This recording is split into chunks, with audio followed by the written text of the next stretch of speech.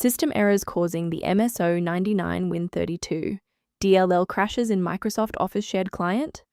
I'm Sophie Chen, a senior Windows support engineer. Let's troubleshoot the gap and automate the repair. Access the official mso99lwin32 diagnostic resource now for a faster system configuration. This is the mso99lwin32, the Office Win32 Client V99 module. It manages the unmanaged interaction between 32-bit Office applications and the Windows shell. It facilitates the orchestration of UI elements, window focus, and shared data link manifests across the Microsoft Office 365 and 2021 suite. With the explanation out of the way, let's refresh the affected files. mso99lwin32 Client is part of the Microsoft Office Shared Client package.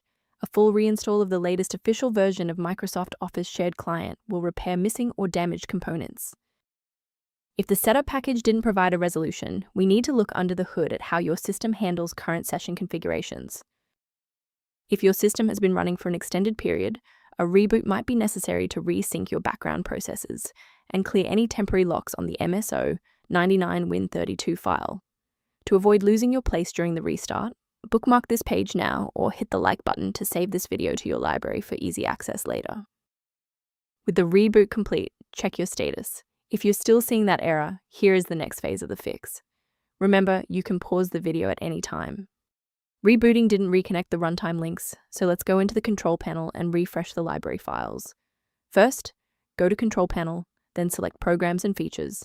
Second, find every Microsoft Visual C++ redistributable, 2005 through 2022. Third, right-click each and select Change, then select Repair. If that fails, download the latest all-in-one VC++ redistributable package from Microsoft's website. Please note that for DLL files with numbers, the number tells you which version to repair. For example, 120 equals 2013. To avoid future system conflicts, there is one specific security trap we should discuss. Be aware that manual fixes for mso99lwin32 DLL often create more problems than they solve. Incorrect file versions can cause cascading crashes across other applications, making your PC significantly less stable than before. To complement these security best practices, you may want to consider using a diagnostic resource to help manage your system's library references.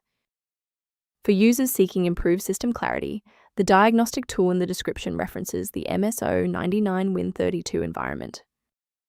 I'm Sophie Chen, and I appreciate you watching. If this guide helped mso99lwin32 workflow, please subscribe for more professional troubleshooting and tech advice.